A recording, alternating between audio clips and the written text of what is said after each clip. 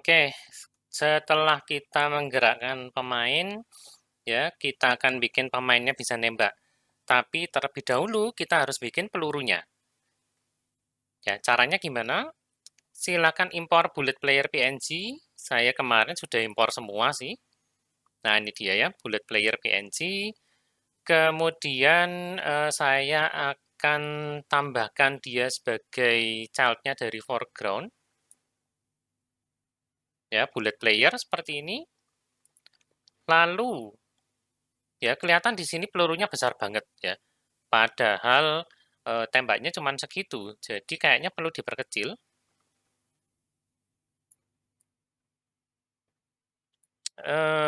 Katakanlah sekian ya, saya akan percantik angkanya biar bulat, 0,25, 0,2. Ya mungkin seperti ini walaupun kelihatan agak pecah sih ya. Sebetulnya agak sayang, tapi ya gimana lagi karena ini kebesaran ya. Oke, kalau ini 0,3, ini 0,3. Ya, saya merasa terlalu besar, 0,25 deh kalau gitu.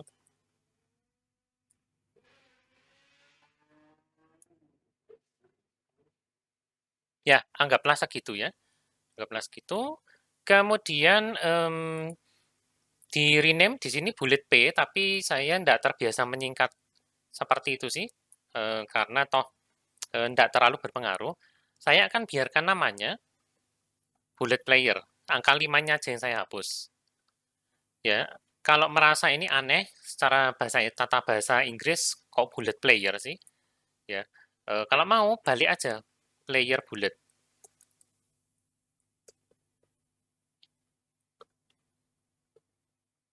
Kemudian dia minta tambahkan rigid body 2D.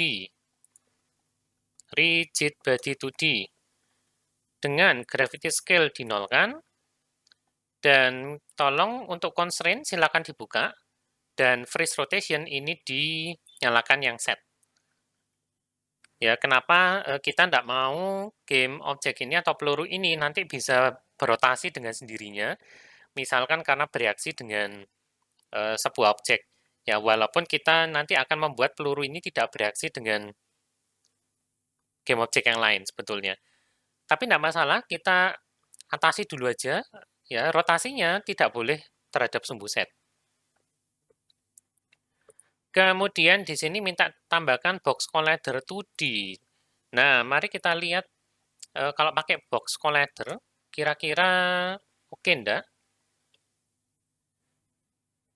Ya, dengan asumsi bahwa collidernya itu musuhnya itu hanya berada di depan, ya hanya berada di depan peluru, maka teman-teman bisa ngecilkan collidernya sih.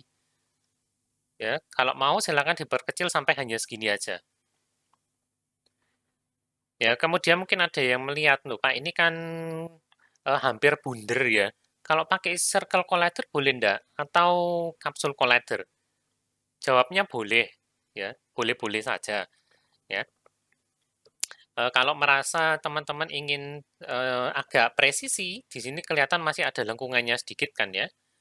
Kalau mau presisi, silakan, ya, pakailah kapsul collider. Ini kayaknya enggak benar-benar lingkaran sih, jadi pakailah kapsul collider. Atau kalau teman-teman bisa membuat lingkaran yang sempurna di sini, pakailah circle collider. Ya, tapi saya sih merasa cukup puas dengan kotak ini ya. Saya akan mengorbankan sedikit ruang kosong ini demi efisiensi, jadi saya akan pakai box collider aja. Berikutnya kita akan bikin C# script yang baru untuk movement ya. Kasih nama move. Maka balik lagi ke folder scripts, klik kanan create C# script. Ingat sekali lagi, tiap bikin script harus langsung diberi nama. Ya, dan tunggu sampai Unity selesai memproses. Kemudian silakan di drag and drop ke player bullet.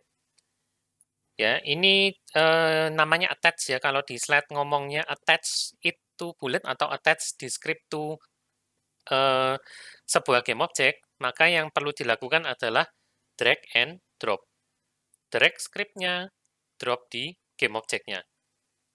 Ya, setelah ini saya kalau ngomong attach, lakukan hal seperti itu ya. Mau memastikan, silakan. Ya, move script sudah terpasang, bisa diedit. Oke, apakah isi script-nya? Ya, di sini ternyata ada rigid body juga, rigid body RB.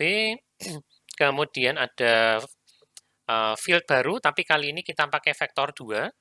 Ya, jadi ini langsung nilainya nanti ada X dan Y.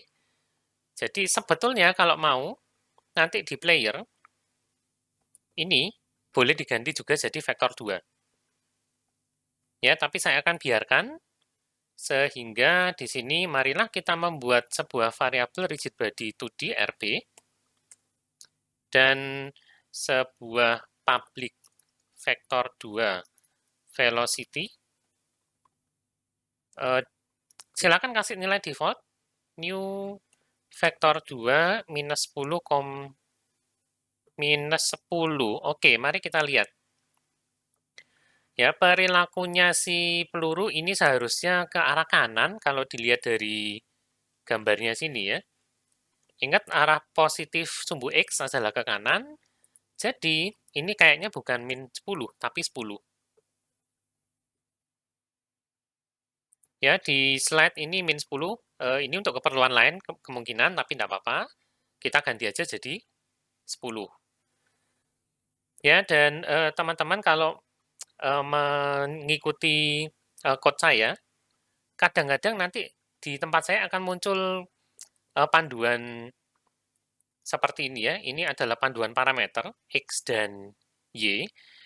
Yang ada titik 2-nya ini tolong jangan diketik. Ya, ini perilakunya bukan default dari Visual Studio, tapi sebetulnya saya nginstal extension namanya ReSharper. Ya, ini extension baru, bukan baru sih, ini extension dari JetBrains, ya, pengembang yang sama yang membuat Android Studio. Ya, jadi beberapa fiturnya Android Studio itu dibawa ke sini, ke Visual Studio. Itulah sebabnya di tempat saya kadang muncul X.2, Y.2. Ini untuk menandakan panduan parameter. Ya, by default Visual Studio tidak munculkan ini. Ya, jadi sekali lagi kalau nemu yang seperti ini, tulisannya rada abu-abu dan di tema gelap ini mungkin tidak terlalu kelihatan ya, tapi ada border atau backgroundnya juga abu-abu kotak gitu. Jangan diketik. Ya, teman-teman nulisnya new vektor 2 dalam kurung 10,0 langsung. Jangan X.210, error nanti malahan.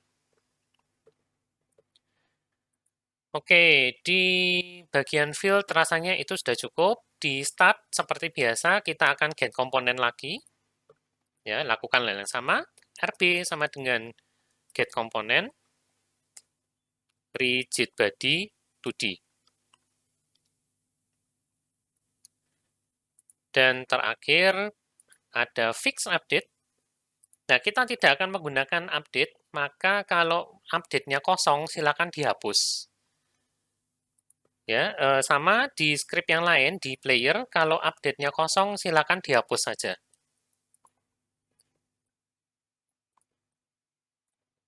Oke, saya akan tambahkan fix update pakai cara yang tadi ya, Ctrl Shift M. Fix update, centang, generate method comment, kalau mau boleh. Ya, saya biasanya tidak terlalu perlu ini sih. Ya. Nah, di sini rb.velocity sama dengan velocity. Ya, artinya kita mau menggerakkan rigid body ini dengan kecepatan berapa, ya sebesar berapapun yang ditulis di sini. Ya, bahkan sebetulnya nilainya adalah berapapun yang kita isikan di player bullet. Nah, di bagian sini. Ya, velocity ini ada 10,0. Mari kita tes dulu, 10 itu seberapa? Agak nge-lag ya. Nah, saya baru ingat player saya tadi, ini angka 3-nya saya hapus juga deh. Player saya speed-nya 10. Nah, kalau player bulletnya 10 artinya kalau ini kejar-kejaran, ya sebetulnya bisa. Ya, tapi kan aneh ya, speed pelurunya itu biasanya kan lebih cepat dibandingkan player.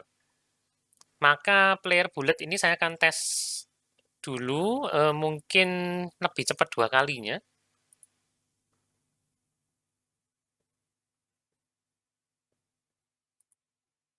Ya, ini memang agak nge-lag ya, karena saya lagi recording juga sekaligus. Ini butuh power yang rada besar, makanya di sini nge-lag. Di tempatnya teman-teman semoga enggak. Oke lah, saya anggap speed 20 ini cukup. Ya, atau untuk ngetes saya akan tambahkan beberapa peluru yang lain. Kita bisa duplicate dengan Ctrl D, kayak gini.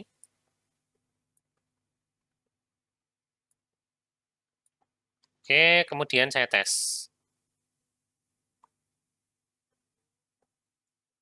Ya, oke lah rasanya lah, speed 20. Ya, teman-teman punya angka sendiri, silakan ya.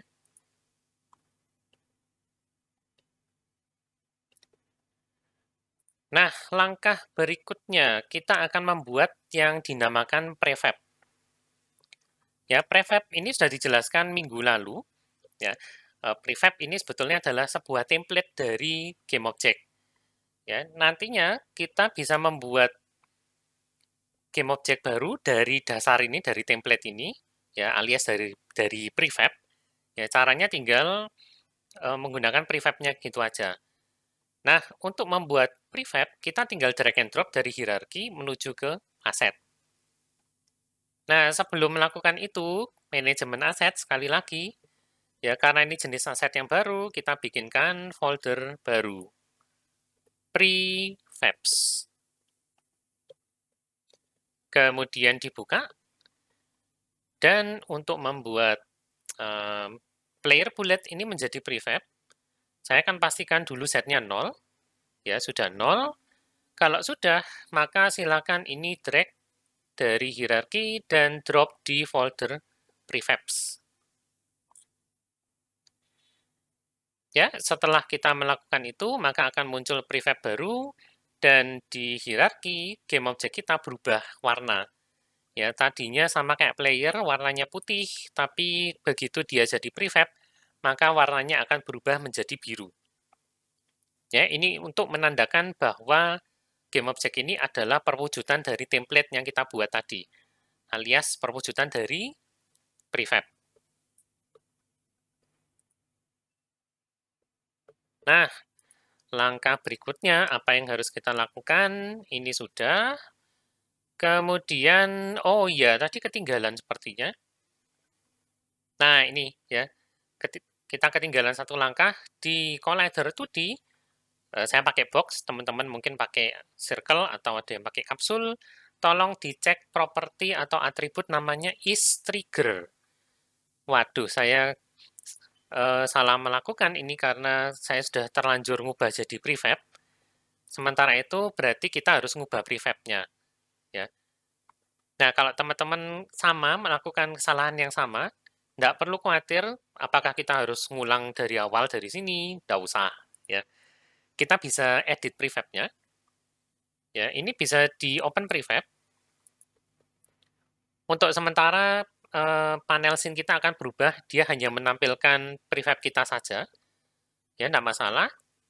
Nah, silakan dicari tadi properti namanya isTrigger di Collider 2D. Ya, kemudian centang.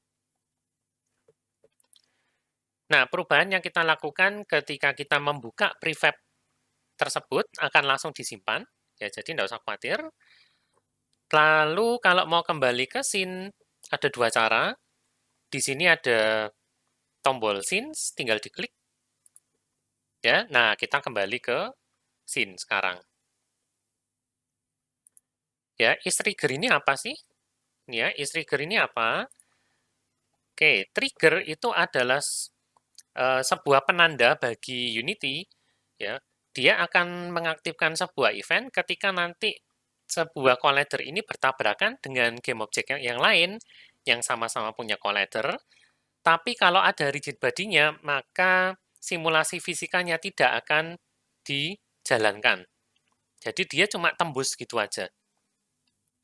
Kalau trigger-nya tidak aktif, maka ketika dua buah benda bertabrakan, ya dua buah game object bertabrakan, dan dua-duanya punya collider, dua-duanya bukan trigger, maka mereka akan bereaksi satu sama lain. Ya, bisa salah satu nanti akan mendorong yang lain, kemudian reaksi yang paling umum adalah berputar, ya, ke rotate satu sama lain. Nah, itu adalah akibat dua buah rigid body bertabrakan. Untuk peluru kita tidak mau menimbulkan efek seperti itu, jadi kita set pelurunya menjadi sebuah trigger. Nah, nanti ketika mendeteksi tabrakan, untuk benda atau game object yang collidernya adalah sebuah trigger, kita akan deteksi menggunakan method atau event. Kita akan sebut method ya. Method namanya onTriggerEnter2D. Ada berbagai macam method yang bisa kita gunakan untuk mendeteksi tabrakan. Ya, ini sekilas dulu. Untuk hari ini kita tidak akan mendeteksi tabrakan apapun ya. Itu nanti aja ketika kita sudah mengenalkan game object yang lain dan memang bisa terjadi tabrakan antara game object tersebut. Ya, ini akan kita review ulang nanti kalau sudah perlu mendeteksi tabrakan, tapi ada dua macam lah garis besar ya. Yang pertama yang depannya on collision, dan yang kedua namanya depannya on trigger. Berikutnya, kalau namanya enter, itu artinya method ini dijalankan ketika dua buah collider itu pertama kalinya bersentuhan. Ya, pertama kalinya bertabrakan. Makanya namanya enter. Kalau exit itu artinya dua buah collider yang semula itu bertabrakan, kemudian tiba-tiba terpisah satu sama lain. Ya, nah jenisnya collision dengan trigger itu bedanya ya cuman itu tadi. Kalau salah satu dari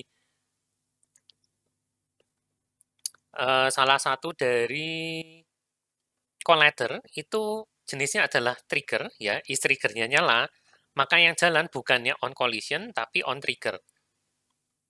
Ya, on trigger enter 2D sama ketika dua buah collider pertama kalinya bertabrakan satu sama lain dan salah satunya adalah trigger. Sementara itu kalau on trigger exit ini akan dijalankan ketika dua buah collider yang tadinya bertabrakan dan salah satunya adalah trigger, kemudian tiba-tiba terpisah satu sama lain. Ya, itu bedanya antara collision dan trigger.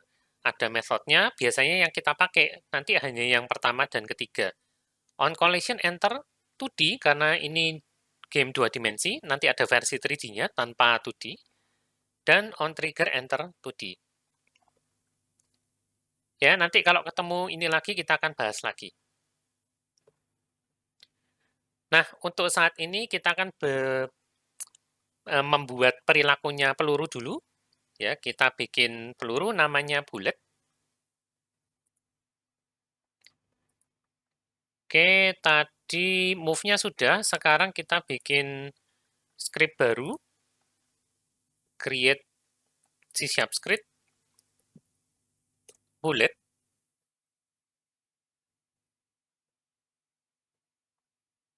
Ya, tunggu sampai hold down-nya selesai, lalu pasang. Nah, cuman hati-hati ya, ini karena dipasangnya ke game object. Ya, coba dicek. Ini dipasang ke game object, player bullet. Di sini ada bullet. Tapi coba dicek di prefab, ada apa enggak? Nah, di prefab ternyata masih ada move saja. Nah, ini berarti keadaannya sudah tidak sinkron antara game object player bullet dengan prefabnya player bullet. Padahal untuk saat ini kita mau player bullet prefab itu ada komponen atau script bullet yang tadi. Ya, walaupun nanti pada kenyataannya game object ini akan tidak sinkron dengan prefab. Ya, misalkan posisinya beda, kemudian rotasinya beda, kecepatannya beda, itu sangat dimungkinkan sekali. Ya, tapi misalkan kita melakukan perubahan di game object dan kita mau meng-apply perubahan ini ke player bullet, caranya adalah, ya, mari kita scroll inspektornya ke atas, dan kemudian ini ada override. Ya, dibuka aja, override to player bullet in scene. Ya, perubahannya adalah, oh ya, kita tadi nambahkan bullet script. Mau di-apply apa enggak? Ya, maka kliklah apply all. Ya, kalau kita melakukan itu, maka di player bullet prefab kita, script bulletnya itu akan terpasang juga. Ya, jadi itu caranya ya, kalau kita mau membuat sebuah game object yang kebetulan sudah ada prefabnya, dan prefabnya mau kita otak-atik lagi, bisa mengubah game object-nya, kemudian override all, atau kalau mau, silakan juga diubah di prefab-nya. Tapi harus dibuka dulu, double klik, terus baru dipasang tadi script-nya, sama aja.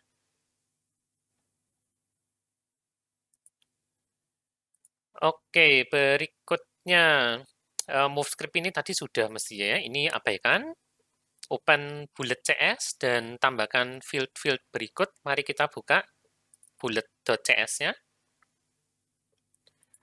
Lalu yang diminta adalah kekuatan bullet, public integer damage, sama dengan 1.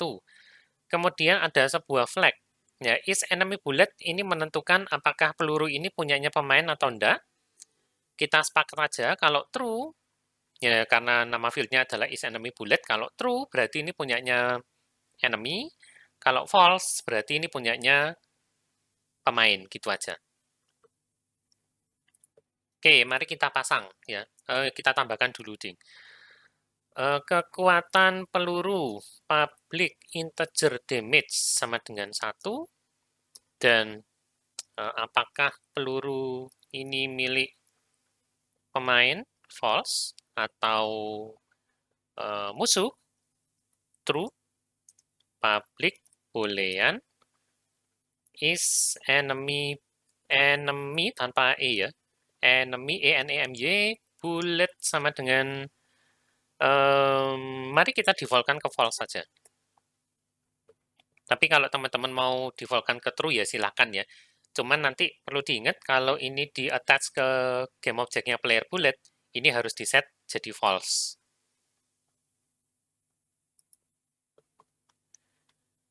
Oke, kemudian isinya start itu cuman destroy gini aja. Nah, ini method baru ya. Method destroy itu akan sesuai namanya sih, mendestroy atau menghapus sebuah game object dalam waktu tertentu. Ya, sebuah game object ini kadang-kadang perlu kita hapus untuk bisa membebaskan memori. Nah, parameter pertama itu adalah game object yang mau dihapus. Parameter kedua, ini optional, ini adalah countdown time, ya, artinya ketika method destroy ini dijalankan, apakah ada waktu tundanya? Ya, kalau ada, misalkan 10, maka game object ini akan didestroy setelah 10 detik kemudian. By default ini boleh diabaikan, jadi kalau cuma destroy game object, maka game object tersebut akan didestroy saat itu juga. Nah, mari kita tambahkan destroy, dalam kurung, yang mau didestroy siapa? Game object. Ya, lalu berapa lama waktunya, waktu hidupnya? Kita set 5 aja mungkin ya. Ya, waktunya 5. Nah, untuk mendestroy diri sendiri alias mendestroy game object yang memiliki script bullet, itu jangan destroy disk. Ya, kalau destroy disk itu artinya malah komponennya doang yang di-destroy. Untuk bisa mendestroy game object-nya langsung, maka kita perlu memberikan ini sebuah field ya yang dimiliki semua kelas karena turunan dari mono behavior. Ya, berikan aja langsung field namanya game object. Ya, ini akan merujuk langsung ke game object yang memiliki script ini, yang dipasangin script ini. Oke, itu saja sih sebetulnya. Update karena ini kosong, mari kita hapus ya sehingga isi bulletnya hanya begini aja. Kalau mau dites boleh. Ya, pasti ini sementara pastikan kosong, is enemy bulletnya false, tapi karena ini memang pelurunya si pemain ya. Oke, kemudian saya akan save dulu dan klik play. 1, 2, 3, 4, 5. Nah, player bulletnya tiba-tiba hilang dari hierarki. Ya, kalau teman-teman cari di sini juga nggak akan ada pasti. Ya, kalau nggak percaya, saya ulangin. Ya, ini sudah zoom out, dan saya akan gunakan gizmo ini supaya kelihatan. 1, 2, 3, 4, 5. Nah, hilang. Ya, jadi itu gunanya destroy game object, 5. Kalau teman-teman ingin custom angka ini, maka silakan ditambahkan masa hidup peluru di sini, public integer aja atau float ya, float lifetime sama dengan defaultnya mungkin 5F, lalu parameter keduanya tinggal diganti lifetime. Ya, ini optional ya, kalau misalkan nanti mau ngubah-ngubah lifetime-nya dengan lebih cepat, ya daripada bolak-balik ke sana, sorry, ya daripada bolak-balik ke script, mending diekspos saja ke sini. Ya, dan itu tadi saya secara tidak langsung menunjukkan caranya kalau teman-teman mau fokus ke sebuah game object tertentu, ya misalkan di sini nanti game objeknya sudah banyak, tinggal double klik aja. Nanti di scene akan otomatis fokus ke sana. Oke, pelurunya sudah siap. Nah, gimana caranya untuk bisa menembakkan peluru nih? Ya, kita akan bahas di video berikutnya karena ini sudah cukup panjang ya. Video yang terakhir tadi sepertinya terlalu panjang, sudah 1 jam. Jadi kita akan stop di sini. Kita akan buat untuk bisa menembakkan peluru pada video berikutnya ya. Jadi jangan kemana-mana dulu.